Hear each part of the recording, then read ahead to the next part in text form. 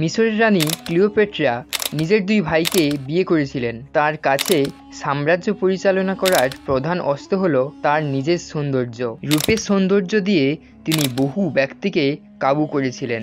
Roman সম্রাট Julius caesar, যোদ্ধা mark Antony এবং আরও অন্যান্য ব্যক্তিদের তিনি নিজের রূপের বশে এনেছিলেন। এক কথায়, রূপ দিয়ে যেন তিনি সমগ্র মিশরের টলেমি সাম্রাজ্য পরিচালনা করেছিলেন। নমস্কার।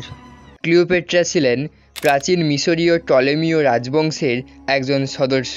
তার সম্পূর্ণ নাম ছিল সপ্তম ক্লিওপেট্রা ফিলোপেটর। মহামতি আলেকজান্ডারের মৃত্যুর পর তাঁর একজন সেনাপতি মিশরের কর্তৃত্ব দখল করেন এবং টলেমীয় রাজবংশের গোড়াপত্তন করেন।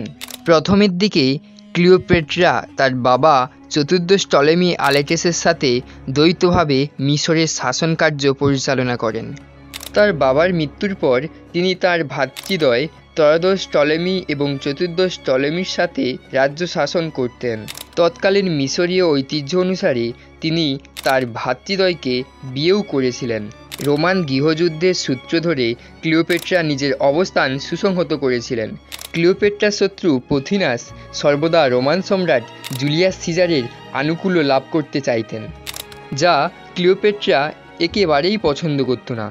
এখানেই ক্লিওপেট্রা নিজের সৌন্দর্যকে ব্যবহার করেন। তিনি যে কোনো পুরুষকেই তার সৌন্দর্যের প্রতি আকৃষ্ট করতে পারতেন।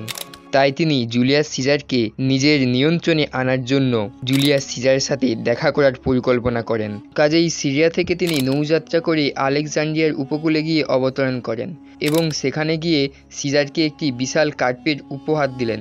পথিনাসের এবং সৈন্যবাহিনীরা এই উপহার প্রদানে আপত্তিকর কিছু দেখল না, কারণ তারা জানতই না এই কার্পেটের মধ্যে জড়িয়ে আছে ক্লিওপেট্রা নিজেই। ক্লিওপেট্রার কৌশল পুরোপুরি কাজে লাগে। কার্পেট খোলা হলে সিজার মুগ্ধ বিস্ময়ে সেই সুন্দরী যুবতীর দিকে একদৃষ্টি তাকিয়ে থাকে। ক্লিওপেট্রা তার আগমনের কারণ বোঝাতে সক্ষম হলেন, ফলে তিনি সম্রাটের সহায় হয়ে নিজের অনুকূলীয় ব্যবস্থা গ্রহণ করেন। অর্থাৎ ক্লিওপেট্রা এবং তার বালক ভ্রাতা একত্রে শাসক হবেন। ক্লিওপেট্রার বিরোধী পথিনাস এ সিদ্ধান্তে ক্ষিপ্ত হয়ে সিজার এবং তার সৈন্যদের বিরুদ্ধে বিদ্রোহ করে এবং পরবর্তীকালে সিজার পথিনাসকে হত্যা করেন। সিজার স্বল্পকালীন সময়ে মিশরে অবস্থান করেন। সিজারের প্রত্যাবর্তনের অল্প দিনের মধ্যেই ক্লিওপেট্রার এক পুত্র সন্তান জন্মগ্রহণ করেন এবং তার নাম রাখা হয় সিজারিয়ান। 44 খ্রিস্টপূর্বে যখন সিজার মারা যায়, তখন তিনি তার নিজের ভাইকে হত্যা করে এবং নিজের পুত্র সিজারিয়ানের সাথে যৌথভাবে শাসন কার্য শুরু করে।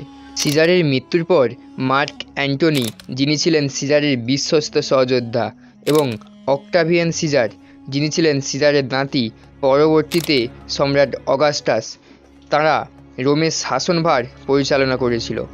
ম্যাসিডনের যুদ্ধে যে গোষ্ঠী সিজারকে পরাজিত করেছিল এবং হত্যা করেছিল, পরবর্তী সময়ে তাদেরকে মার্ক অ্যান্টনি পরাজিত করে। মার্ক অ্যান্টনির শাসনকার্যের প্রয়োজনীয় অর্থ যোগাতেন ক্লিওপেট্রা। তাই মার্ক অ্যান্টনি মাঝে মাঝে রাজকীয় ভঙ্গিতে ক্লিওপেট্রাকে তার রাজসভায় আহ্বান করতেন। মার্ক অ্যান্টনিও সিজারের মতো ক্লিওপেট্রার মোহে আচ্ছন্ন হয়ে পড়েন, যার ফলে ক্লিওপেট্রা তার ঔরসে যমজ সন্তানের জন্ম দেয়, যাদের নাম রাখা হয় আলেকজান্ডার হেলিওস এবং ক্লিওপেট্রা সেলিনি। ক্লিওপেট্রা চেয়েছিলেন তার পূর্বপুরুষের বিস্তৃত সাম্রাজ্য ধরে রাখতে। অ্যান্টনি তাকে সাইরেনি এবং সাইপ্রাস ফিরিয়ে দিয়েছিলেন, এশিয়া মাইনরের উপকূলীয় অঞ্চলের বিস্তৃত এলাকা, যা একসময় তৃতীয় টলেমির অধিকারে ছিল, সেটাও ক্লিওপেট্রাকে তিনি উপহার দেন। তবে সিজারের নাতি অক্টাভিয়ানের কাছে এই সব কিছুই ছিল অপপ্রচার। অক্টাভিয়ান জনগণদের বোঝাতে পেরেছিলেন যে অ্যান্টনিও তার প্রেমিকার জন্য সব কিছুই বিলিয়ে দিতে পারেন। অ্যান্টনি অক্টাভিয়ানের বোনের সাথে দাম্পত্য সম্পর্ক ছেদ করে ক্লিওপেট্রাকে বিয়ে করায় অক্টাভিয়ান আরও ক্ষেপে যান। এমনও গুজব আছে যে সমগ্র প্রাচ্য অঞ্চল অ্যান্টনি ক্লিওপেট্রাকে এবং তার উত্তরাধিকারী হিসেবে তার ছেলেমেয়েদের নামে উইল করে যান। রোমানদের মধ্যে ব্যাপক ক্রোধ দেখা যায়। এর পেছনে মূল কারণ ছিল একজন মেসিডনীয় রানী সব কিছু গ্রাস করছে শুধু তার সৌন্দর্যের আকর্ষণে। রোমান জনগণের ঘৃণা এবং ক্রোধকে পুঁজি করে অক্টাভিয়ান মার্ক অ্যান্টনির বিপক্ষে যুদ্ধ করতে সচেষ্ট হয়েছিলেন। যুদ্ধে অ্যান্টনি নিজের নির্বুদ্ধিতায় পরাজিত হন এবং অক্টাভিয়ান আলেকজান্দ্রিয়ায় প্রবেশ করলে তিনি আত্মহত্যা করেন। ক্লিওপেট্রা এবার শেষ প্রচেষ্টা হিসেবে অক্টাভিয়ানকে আকৃষ্ট করতে চাইলেন, কিন্তু ব্যর্থ হলেন।